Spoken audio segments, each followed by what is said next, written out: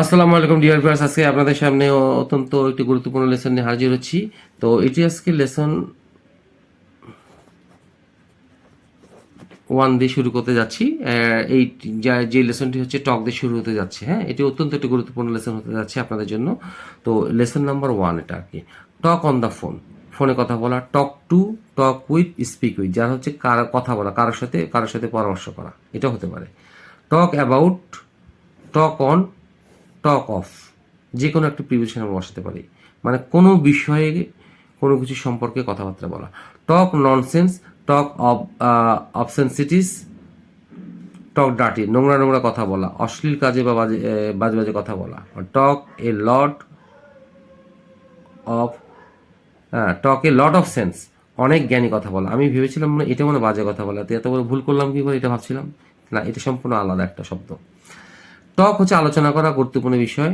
টক English হতে পারে, টক ও Spanish হতে পারে, উর্দু হতে পারে, অন্য কোনো ভাষা হতে পারে, কোনো ভাষায় কথাবার্তা বলা। তা আসলে দেখে নিই এগুলো কীভাবে বসানো হচ্ছে আর কি বাক্যে। এখন প্রথমটি দেখি টক অন দ্য ফোন, ফোনে কথা বলা। সে তার প্রেমিকার সাথে 2 ঘন্টার উপর ফোনে কথা বলছে। He is talking to her lover on the phone, ফোনে কথা বলছে। টক to somebody on the phone হচ্ছে ফোনে কথা বলা, কি ফর ওভার 2 আওয়ার্স, 2 ঘন্টার উপর ধরে কথা বলছে সে। আশা করি বোঝাতে পেরেছি। এই 2 ঘন্টার উপরে ইংরেজিটা হচ্ছে ফর ওভার 2 ইয়ার্স। আর টক টু সামবডি হচ্ছে কারোর সঙ্গে কথা বলা, কোথায়, ওভার দ্য ফোন, অর্থ হচ্ছে ফোনে।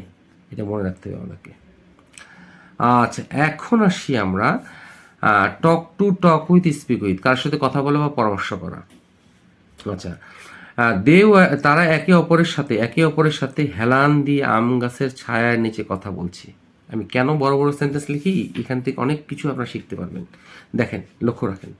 দে are talking to, they are talking to হতে পারে, দে আর টকিং উইথও হতে পারে। হয় আমরা টকিং উইথ দিব অথবা টকিং টু দিব। উইথ ইচ আদার, একে অপরের সাথে কথা বলছে। কি জন্য? লিন হচ্ছে হেলান দেওয়া। কোথায়? Under the shade of a mango tree, একটি আম গাছের ছায়ার নিচে বসে হেলান দিয়ে সে তারা কথা বলছে। তাই স্পিক উইথ আর টক টু অথবা টক উইথ হচ্ছে কারোর সাথে কথা বলা। এটা অর্থ হচ্ছে কারোর সাথে কথা বলা, কারোর সাথে কথা বলা। হ্যাঁ, আচ্ছা, তাই আমি আবারও রিপিট করছি। They are talking to each other অথবা they are talking with each other, leaning, হেলান দিয়ে, কোথায়? Under the shade of a mango tree, মানে আম গাছের ছায়ার নিচে, মানে আম গাছের ছায়ার নিচে বসে হেলান দিয়ে, কোথায়? আম গাছের হেলান দিয়ে কথা বলছে। Leaning under the shade of a mango tree, আম গাছের ছায়ার নিচে বসে হেলান দিয়ে কথা বলছে। আচ্ছা, এখন আসি আমরা পরামর্শ দিতে আসি। তোমরা ডাক্তারের সাথে এই নিয়ে পরামর্শ করো।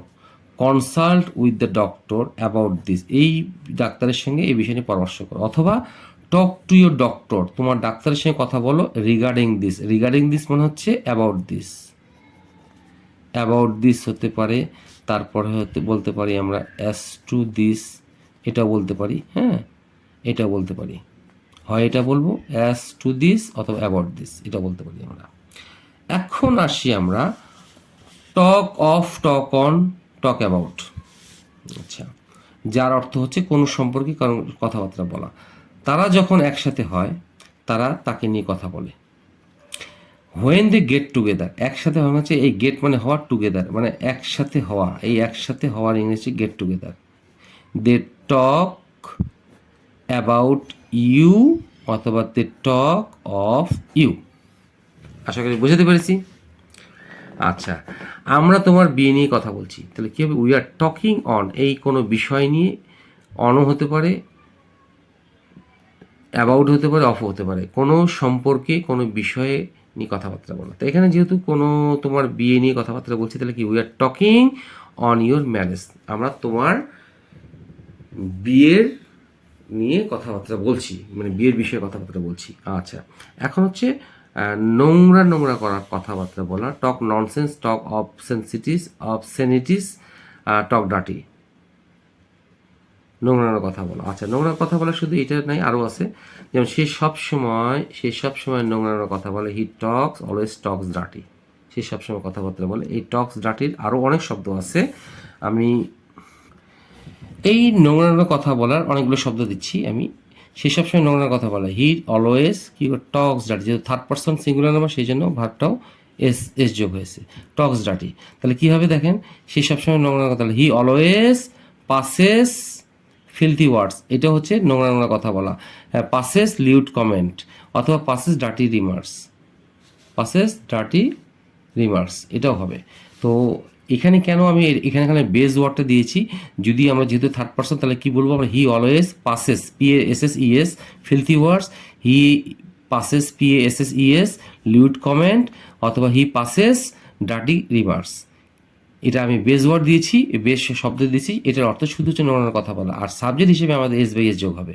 এইটা হচ্ছে ভার, এটা ভার এবং এটা ভার, এক মনে রাখতে হবে আমাদেরকে, নোংরা কথাবার্তা বলা। তুমি আসলে অনেক জ্ঞানী, তুমি আসলে অনেক জ্ঞানী, কথা বলো, লয় করলো, হ্যাঁ। আচ্ছা,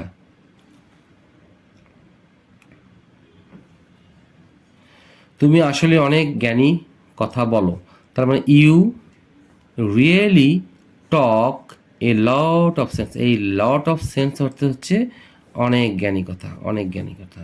এ লট অফ সেন্স, এটা মনে রাখতে হবে। এই লট অফ সেন্স অর্থ হচ্ছে অনেক জ্ঞানী, অনেক জ্ঞানী, কথা বলার নিচে টক। আচ্ছা, এখন আসি আলোচনা করা, কোনো গুরুত্বপূর্ণ বিষয়ে আলোচনা করা। আচ্ছা আচ্ছা, এই অবস্থা চলতে পারে না, আমাদের আলোচনা করা দরকার। তাহলে কি, this situation can not go on, এই সিচুয়েশনটা আর চলতে দেওয়া যায় না বা চলতে পারে না। ক্যান নট গো অন মানে সামনের দিকে আর এগোতে চলতে পারে না আর কি। তো কী হবে, উই নিড টু টক, আমাদেরকে এই বিষয়ে আলোচনা করা দরকার। উই নিড টু টক মানে জাস্ট ফ্রেন্ডলি টক না, মানে এই বিষয়ে গুরুত্বপূর্ণ বিষয়ে আলোচনা করা দরকার। আচ্ছা, এখন আসি আমরা টক কোনো একটা ভাষা, কোনো ভাষা, সেটা ইংলিশ হতে পারে, উর্দু হতে পারে, আরবি হতে পারে, ফার্সি হতে পারে, কোনো ভাষায় কথা বলা, টকের পর সেই ভাষার নাম, সেই ভাষার নাম। আচ্ছা, অদ্রিতা অল্প বয়সে 3টি ভাষায় কথা বলতে পারে। আমি কেন এই 3টি ভাষায় লিখেছি এখন আর সেটা দেখবেন। অদ্রিতা ক্যান টক অথবা অদ্রিতা ক্যান স্পিক এই 3 ল্যাঙ্গুয়েজেস, 3টি ভাষায় কথাবার্তা বলতে পারে। কোথায়? অল্প বয়সে। এটা আমরা জানি, আপনারা অনেক করতে আমরা পারি না, সেই জন্য এই শব্দটা ইউজ করেছি আমি, অল্প বয়সে, অ্যাট এ ইয়ং এজ। এই অ্যাট এ ইয়ং এজ অর্থ হচ্ছে অল্প বয়সে 3টি ভাষায় কথাবার্তা বলতে পারে। নূর ইংরেজি ভাষায় কথা বলতে পারে, নূর ক্যান টক ইন ইংলিশ অথবা টক ইংলিশ। হয় আমরা এটা সহিটা দিব অথবা আমরা এটা দিব। আশা করি আপনাদের লেসনটি ভালো লেগে থাকবে। ভালো লেগে অবশ্যই লাইক, শেয়ার, কমেন্টস করবেন, যাতে করে আপনাদের মাধ্যমে দ্রুত অন্যজনের কাছে লেসনটি পৌঁছাতে পারে এবং তারা উপকৃত হয়। সেই প্রত্যাশা। আসসালামু আলাইকুম।